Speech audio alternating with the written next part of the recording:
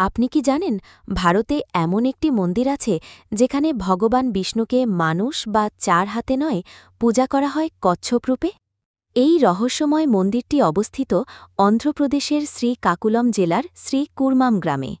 কথিত আছে একসময় দেবতা ও অসুরদের মধ্যে শুরু হয়েছিল সমুদ্রমন্থন, কিন্তু বিশাল মন্দার পর্বত যখন সমুদ্রের গভীরে ডুবে যেতে লাগল তখন সব কিছু ধ্বংসের মুখে। ঠিক সেই সময় ভগবান বিষ্ণু নিলেন তার কুর্মা অবতার, এক বিশাল কচ্ছপ রূপ। নিজের পিঠে তুলে নিলেন মন্দার পর্বত, আর সেই পিঠের উপর ভর করেই সম্পন্ন হল সমুদ্রমন্থন। এই কুর্মা অবতারের স্মৃতিতেই করে ওঠে শ্রী কুর্মানাথ স্বামী মন্দির।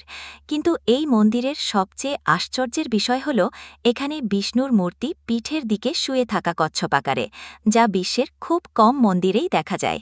আরও একটি রহস্য আছে।